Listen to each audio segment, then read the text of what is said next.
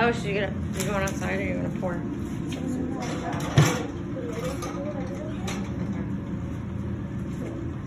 Let's face it, mixing pitch and pouring pitch and melting pitch is like kind of something nobody really wants to do, and most people don't know how to do.